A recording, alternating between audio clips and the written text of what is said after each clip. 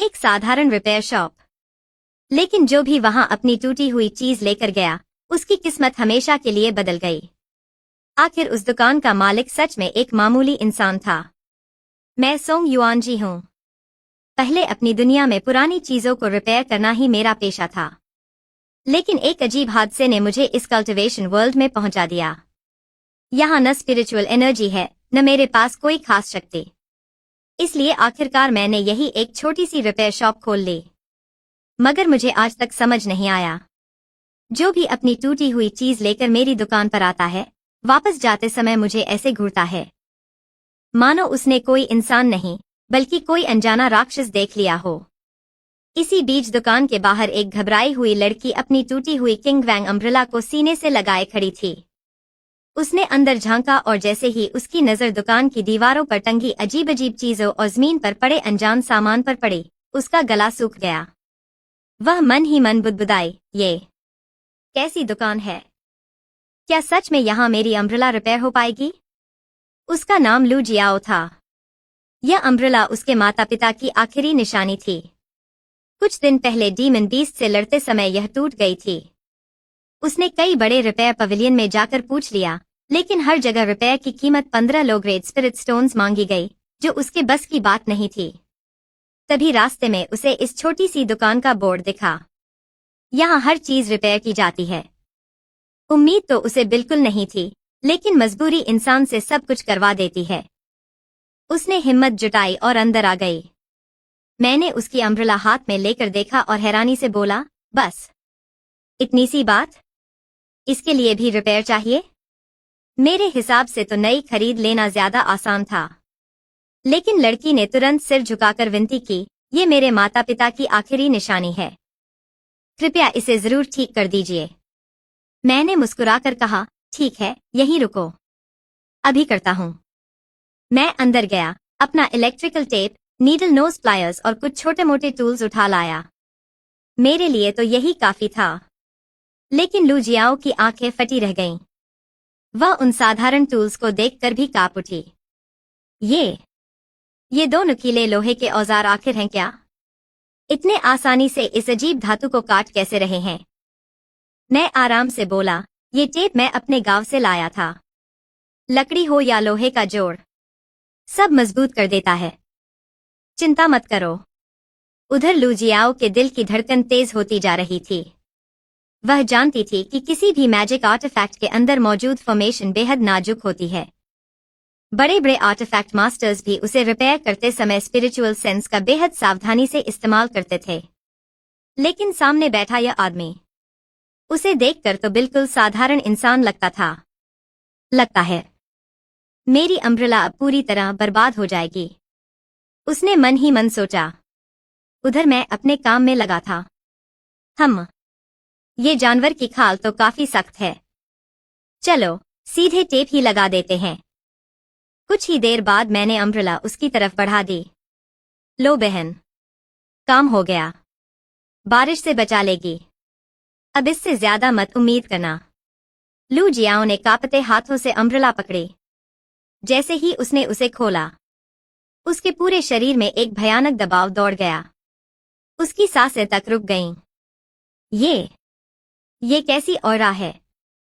यह दबाव तो उसके सेक्ट मास्टर के हाथ में मौजूद टॉप ग्रेड आर्टिफैक्ट से भी कई गुना ज्यादा था।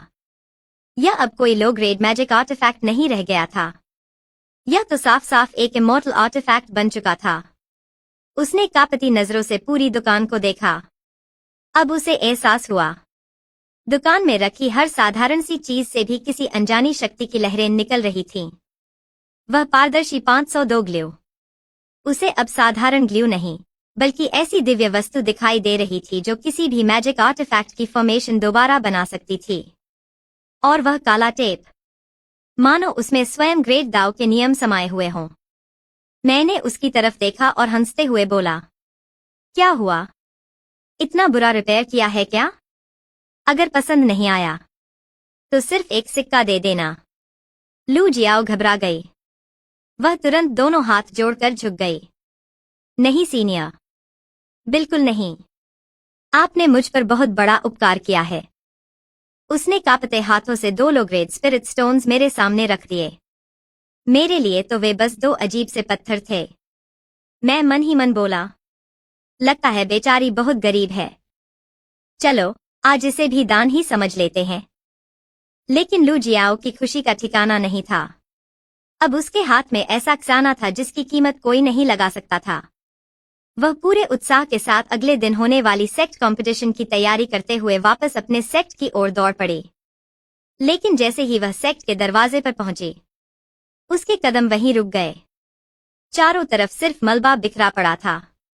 आसमान में एक भयानक बूढ़ा दानव गरज रहा था। जल्दी अपनी सेक्ट की सीक्रेट टेक्निक मेरे हवाले कर दो, वरना आज इस सेक्ट में कोई जिंदा नहीं बचेगा। अगले ही पल पूरे किंगयून सेक्ट के शिष्य फॉर्मेशन बनाकर उसकी तरफ टूट पड़े। लेकिन उनकी सारी कोशिशें बेकार साबित हुईं। सेक्ट मास्टर भी गंभीर रूप से घायल होकर जमीन पर गिर पड़े। उन्होंने दांत भींचते हुए कहा, अगर हमारे एंसेस्टर घायल न होते तो ये बूढ़ा कभी हमारी सेक्ट पर हमला करने की हिम्मत भी नहीं करता। उसी समय आसमान में एक विशालकाय हाथ प्रकट हुआ। वह पूरे किंगयून सेक्ट को एक ही वार में मिटाने के लिए नीचे उतर रहा था। लू जियाओ ने कांपते हुए आसमान की ओर देखा। उसकी आंखों में आंसू भर आए। क्या आज हम सब यहीं मर जाएंगे? फिर उसने अपने हाथ में पकड़ी अम्ब्रेला को देखा। कम से कम आखिरी उम्मीद तो इसी पर है। उसने पूरी ताकत से अम्ब्रेला खोल दी। अगले ही पल अम्ब्रेला के अंदर से एक विशाल ट्रू ड्रैगन प्रकट हुआ। उसने आसमान में मौजूद उस विशाल हाथ को एक ही सांस में निगल लिया। वह बूढ़ा दानव घबराकर भागने ही वाला था, लेकिन ड्रैगन ने उसे भी एक झटके में निगल लिया। पूरा युद्ध क्षेत्र सन्न रह गया। लू जियाओ खुद अपनी आंखों पर विश्वास नहीं कर पा रही थी। मैं तो सिर्फ क्यूआई रिफाइनिंग थर्ड लेयर की आउटर डिसाइपल हूं, और एक साधारण लो ग्रेड आर्टिफैक्ट ने नैसेंट सोल रियल्म के डीमन कल्टिवेटर को एक ही वार में मार दिया। अब उसे पूरी तरह यकीन हो गया। उस रहस्यमयी शॉप ओनर ने इस अम्ब्रेला के अंदर किसी महान दाव लॉ को सील कर दिया था, और बदले में उसने सिर्फ 2 लो ग्रेड स्पिरिट स्टोन्स लिए थे। सेक्ट के एंसेस्टर ने कांपती आवाज में पूछा, ये आर्टिफैक्ट तुम्हें कहाँ मिला? लू जियाओ ने सच-सच जवाब दिया, एक साधारण इंसानों वाले शहर की छोटी सी रिपेयर शॉप से। एंसेस्टर की आंखें फैल गईं। क्या कहा? एक साधारण इंसान ने इसे रिपेयर किया? उन्हें यकीन ही नहीं हुआ। एक मामूली इंसान लो ग्रेड आर्टिफैक्ट को ऐसी डिवाइन ट्रेजर में बदल दे?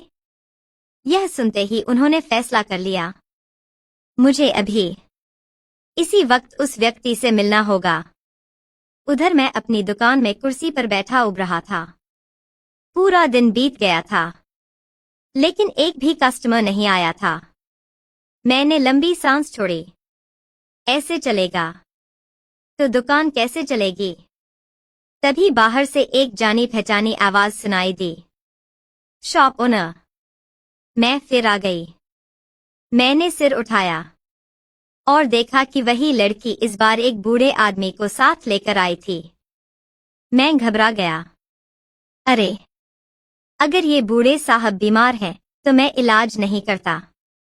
सामने क्लिनिक है, वहां ले जाइए। लड़की जल्दी से बोली, नहीं, ऐसा नहीं है। इनके आमों में छेद हो गया है। ये चाहते हैं कि आप इसे रिपेयर कर दें। मैंने आमों उठाया और हंस पड़ा। वाह, काफी भारी है, लेकिन चिंता मत करो, ये भी ठीक हो जाएगा। उधर किंगयून एंसेस्टर मेरी हर हरकत ध्यान से देख रहे थे। उनकी नजर में मैं एक साधारण इंसान था। लेकिन अगले ही पल जब मैंने ग्राइंडिंग मशीन चलाकर आमों को घिसना शुरू किया, उनकी सांसें अटक गईं। उनकी नजर में वह साधारण ग्राइंडिंग व्हील नहीं थी। वह तो बिना किसी स्पिरिचुअल एनर्जी के भी नैसेंट सोल डीमन कल्टिवेटर की छोड़ी हुई डीमोनिक एनर्जी मिटा रही थी। फिर मैंने वेल्डिंग मशीन उठाई। जरा आंखें बंद कर लेना, चिंगारियां उड़ेंगी। जैसे ही बिजली चमकी, एंसेस्टर के पूरे शरीर में सिहरन दौड़ गई। उनकी नजर में मैं साधारण वेल्डिंग नहीं कर रहा था। बल्कि हेवनली ट्रिब्यूलेशन की बिजली से आर्टिफैक्ट फोर्ज कर रहा था। हर बिजली की चमक के साथ आर्मर की टूटी फॉर्मेशन खुद ब खुद दोबारा बनने लगी। मैंने आखिर में स्प्रे पेंट निकालकर आर्मर पर कोट कर दिया। मेरे लिए वह बस साधारण पेंट था, लेकिन एंसेस्टर की नजर में वह क्रिएशन एसेंस बन चुका था। जहां उसकी कुछ बूंदें गिरीं, पास रखा पौधा तुरंत हरा भरा होकर खिल उठा। मैंने मुस्कुराकर आर्मर वापस देते हुए कहा, लो, काम पूरा, लेकिन पेंट अभी गीला है, कपड़ों से मत लगाना। उधर इंसेस्टर के शरीर में चमत्कार होने लगा। सिर्फ आर्मर ही रिपेयर नहीं हुआ था, उनकी टूटी हुई कल्टीवेशन भी धीरे धीरे वापस लौटने लगी, यहां तक कि उनका रियल्म भी आगे बढ़ने लगा। अचानक वह मेरे सामने झुक गए। मैं घबरा गया। अरे अरे, क्या कर रहे हैं? दुकान में कैमरा लगा है। बाद में मत कहना कि मैंने कुछ किया। मेरी बात सुनकर एंसेस्टर और भी डर गए। उनकी नजर में दुकान में लगा कैमरा कोई साधारण कैमरा नहीं, बल्कि ऐसा डिवाइन ट्रेजर था जो सीधे इंसान की आत्मा तक देख सकता था। उन्होंने जल्दी से एक गोल दवा मेरे हाथ में रख दी। सीनियर, अभी मेरे पास पैसे नहीं हैं। कृपया इस 100 ईयर सोल रिटर्निंग पिल को ही रिपेयर फी समझकर स्वीकार कर लीजिए। मैंने गोली को सूंघा और हैरानी से बुदबुदाया, अरे, इसमें तो चॉकलेट जैसी खुशबू आ रही है। लगता है इस बूढ़े का दिमाग सच में खराब हो गया है, उसने मन ही मन सोचा। एक टॉफी उठाकर खा ली और अब पैसे भी नहीं दे रहा। ऊपर से कह रहा है कि ये बैटल सोल रिवाइवल पिल है। क्यों न ये भी कह दे कि ये खुद सुप्रीम लॉर्ड लाओ है। उसने गोली को सूंघा। उसकी खुशबू भी कोई खास नहीं थी, बस हल्की सी अजीब सी महक थी। लेकिन उस पिल के अंदर मौजूद एनर्जी नैसेंट सोल के लेट स्टेज कल्टिवेटर की पूरी ताकत के बराबर थी। और सामने वाला महान व्यक्ति उसे ऐसे चबा गया जैसे कोई साधारण टॉफी हो। एक ही निगल में पूरी पिल गले से नीचे चली गई और उसके चेहरे पर जरा सा भी बदलाव नहीं आया। यही है असली महान एक्सपर्ट, एक सच्चे छिपे हुए इमॉर्टल। अच्छा, अब जाओ भी। यहां खड़े रहोगे तो मेरी दुकानदारी चौपट कर दोगे। यह सुनते ही किंग्यून के पुरखे और लू जियाओ तुरंत वहां से चले गए। उधर किंग्यून सेक्ट के मुख्य सभागार में बुजुर्ग ने गंभीर आवाज में कहा, मुझे यकीन है कि कल की घटना अब तक सबको पता चल चुकी होगी। लू जियाओ ने जिस मैजिक आर्टिफैक्ट से ब्लड बोन मास्टर को एक ही वार में मार गिराया, वो किसी महान एक्सपर्ट का दिया हुआ नहीं था। वह तो हमारे सेक्ट का स्पिरिट ट्रेजर था, जो हमने उसे कई साल पहले दिया था। उन्होंने आगे कहा, लू जियाओ असल में मेरी गुप्त ट्रू डिसाइपल है, जिसे मैंने वर्षों तक छिपाकर प्रशिक्षित किया है। मैं यह सब सिर्फ उस वरिष्ठ महापुरुष की शांति बनाए रखने के लिए कह रहा हूँ। वो महान सीनियर भीड़ भाड़ के बीच रहकर एकांत साधना कर रहे हैं। अगर कोई उनकी साधना में बाधा डाल बैठा, तो पूरा किंग्यून सेक्ट भी उनके एक हाथ के थप्पड़ के बराबर नहीं होगा। फिर उन्होंने लू जियाओ की ओर देखते हुए कहा, आज से तुम किंग्यून सेक्ट की इकलौती ट्रू डिसाइपल हो। सेक्ट के सारे रिसोर्सेज तुम्हारे लिए खुले हैं, लेकिन बदले में तुम्हें एक काम करना होगा। हर दिन उस कस्बे में जाना, किसी भी तरह उस वरिष्ठ महापुरुष को खुश रखना। चाहे उनके लिए चाय बनानी पड़े, घर साफ करना पड़े या मेज पोंछनी पड़े, उन्हें तुम्हारी सच्ची नीयत दिखनी चाहिए। हमारे किंग्यून सेक्ट का भविष्य शायद उनके एक ख्याल पर टिका हुआ है। उधर दूसरी ओर एक गुफा के भीतर कोई व्यंग्य से बोला, किंग्यून सेक्ट तो इतना गरीब है कि उसके पास ढंग की स्पिरिट वेन तक नहीं है। फिर उसके पास स्पिरिट ट्रेजर आया कहां से? उसने ठंडी हंसी हंसते हुए कहा, मैंने बहुत पहले ही किंग्यून सेक्ट के एक शिष्य को खरीद लिया था। उसी लड़की ने सारी खबर दी है। वो बस एक बार उस साधारण इंसानी कस्बे में गई थी और लौटते ही वो टूटी फूटी लाठी चमत्कारी बन गई। एक साधारण इंसान मैजिक आर्टिफैक्ट की मरम्मत कर सकता है। क्या ये बूढ़े किंगमू की किस्मत खुल गई? क्या वो इतना बड़ा खजाना अकेले ही हड़प लेगा? सपने देख रहा है। अगर उस इंसान को पकड़कर ब्लैक वाइन सेक्ट के पुरखे के सामने पेश कर दूं, तो ये आसमान छू लेने जैसा बड़ा योगदान होगा। उसी समय एक और व्यक्ति बोला, दिन में मैं छिपकर उस दुकान को देख रहा था। उस लकड़ी की छड़ी से अचानक ऐसी ग्रेट दाव की शक्ति फूटी कि मैं, एक सोल ट्रांसफॉर्मेशन कल्टीवेटर, भी डर गया। लेकिन मैं नहीं मानता कि कोई साधारण इंसान मैजिक आर्टिफैक्ट ठीक कर सकता है। दुकान में रहने वाला तो बिल्कुल आम इंसान लगता है। मुझे खुद जाकर देखना होगा कि उसके अंदर ऐसा क्या राज छिपा है। जैसे ही वह दुकान के दरवाजे तक पहुंचा, बाहर टंगी लकड़ी की तख्ती ने अचानक प्रतिक्रिया दी। अगले ही पल काली धुंध की एक लहर उसकी ओर झपटी। उसका चेहरा एकदम सफेद पड़ गया। बाल बाल बच गया। अगर मैं आधा कदम भी आगे बढ़ जाता तो वही शक्ति मुझे पूरी तरह मिटा देती। इतना ही नहीं, मुझे पुनर्जन्म लेने का अधिकार भी नहीं मिलता।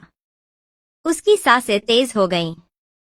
मैं एक प्रतिष्ठित सोल ट्रांसफॉर्मेशन कल्टीवेटर और इस साधारण लकड़ी की तख्ती के सामने एक चींटी से भी बदतर हूं। आखिर वो वरिष्ठ किस रियल्म में है? कहीं वो सचमुच कोई इमॉर्टल तो नहीं? उसने तुरंत तय कर लिया कि किसी भी कीमत पर उस महान व्यक्ति की साधना में बाधा नहीं डालेगा। पूरी रात वहीं चुपचाप खड़ा रहा।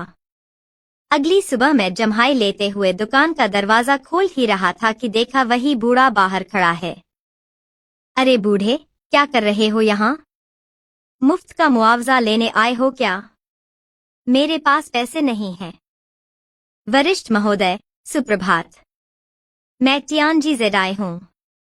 क्षमा चाहता हूँ कि सुबह सुबह परेशान कर रहा हूँ। मैं चाहता हूँ कि आप मेरे इस कछुए के खोल की मरम्मत कर दें। मरम्मत करवानी है तो अंदर आ जाओ। लेकिन पहले ही बता देता हूँ, बहुत झंझट वाला काम हुआ तो मैं नहीं करूँगा और मेहनताना पूरा लगेगा। बूढ़े ने अपनी थैली से हड्डी के टूटे हुए टुकड़ों जैसा एक बिखरा हुआ कछुए का खोल निकाला।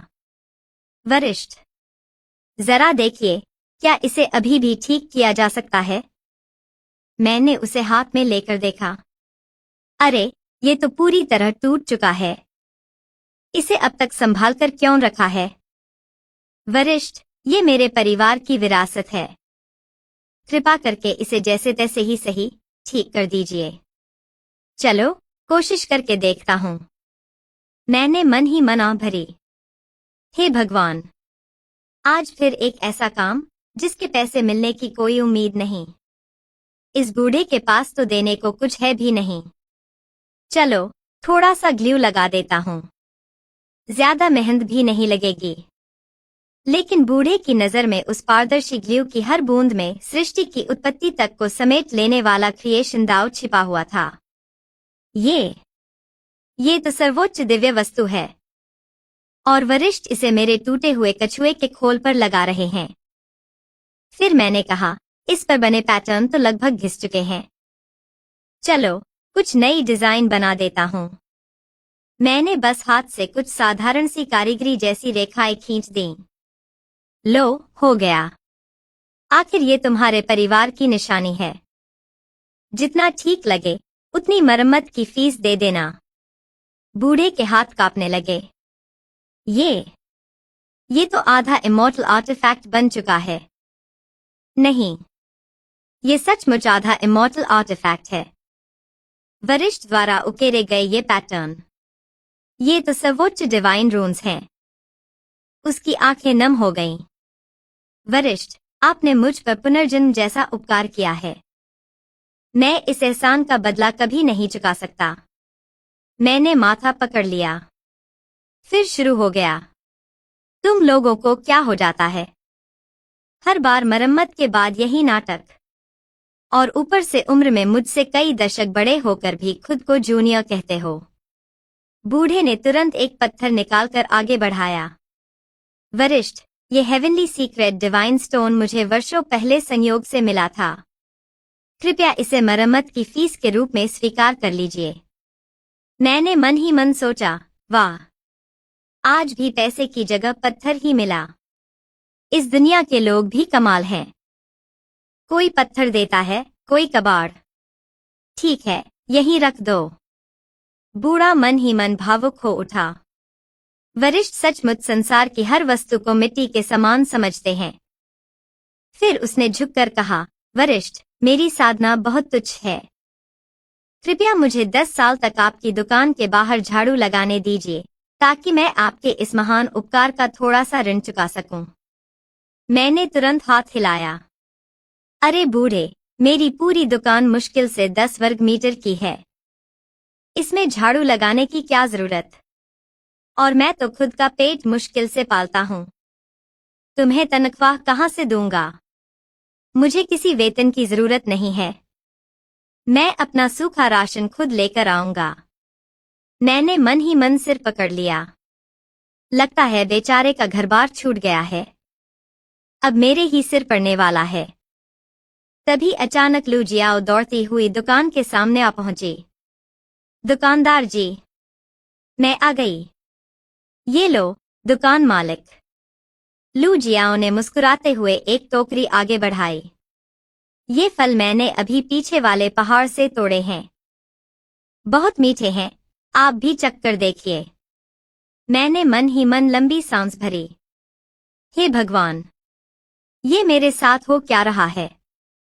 दुकान खोले 3 महीने हो गए, लेकिन एक पैसा भी नहीं कमाया। ऊपर से एक बूढ़ा आकर यहीं टिक गया है, और ये भोली सी लड़की भी रोज आकर मुफ्त में काम करती रहती है। उधर लू जियाओ की नजर आंगन में झाड़ू लगाते उस बूढ़े पर पड़ी। उसके शरीर से निकलने वाली आभा किंगमू के पुरखे से भी 100 गुना ज्यादा भयावह थी। तो यही है उस महान वरिष्ठ के साथ रहने वाले लोग। इतने शक्तिशाली कल्टीवेटर भी इनके लिए आंगन साफ कर रहे हैं। इसका मतलब दुकान मालिक की असली हैसियत मेरी कल्पना से भी कहीं ऊपर है। कुछ देर बाद काले वस्त्र पहने एक आदमी दुकान के अंदर आया। तुम ही वो दुकानदार हो जो हर चीज की मरम्मत कर देता है? मैंने बिना उसकी तरफ देखे जवाब दिया, मरम्मत करवानी है तो लाइन में लगो। दिखाई नहीं देता, मैं आराम कर रहा हूँ? वह ठंडी आवाज में बोला, ज्यादा बातें मत करो। अपना सामान उठाओ और मेरे साथ चलो। मेरे मालिक के पास एक साना है जिसकी मरम्मत करवानी है। अगर ठीक कर दिया तो इनाम की कमी नहीं रहेगी। मैंने मन ही मन सोचा, फिर वही पत्थर वगैरह देने वाले लोग लगते हैं। पता नहीं सबको क्या बीमारी है। मैंने साफ मना कर दिया। हर चीज की मरम्मत कर देता हूँ, लेकिन सिर्फ अपनी दुकान पर। अगर मरम्मत करवानी है तो सामान यहीं लेकर आओ। घर घर जाकर काम नहीं करता। फिर मैंने उसे ध्यान से देखा। और तुम्हारा चेहरा देखकर तो साफ लग रहा है कि मुझे साथ ले जाकर कुछ गड़बड़ ही करोगे। वह तुरंत गुस्से से भर उठा। अच्छे से कहा तो नहीं माना। अब चाहे जैसे भी हो, आज तुम्हें मेरे साथ चलना ही पड़ेगा। आंगन में झाड़ू लगाते टियानजी जेडाई की आंखें ठंडी हो गईं।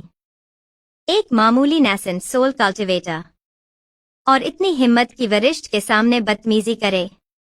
यहाँ तक कि उन्हें जबरदस्ती ले जाने की सोच रहा है। लेकिन अगले ही पल वह रुक गया। नहीं, वरिष्ठ जानबूझकर साधारण इंसान बनकर रह रहे हैं। अगर मैंने यही लड़ाई कर दी और इस पवित्र स्थान पर खून बह गया, तो वरिष्ठ नाराज हो सकते हैं। तब मेरी लाख मौतें भी कम पड़ जाएंगी।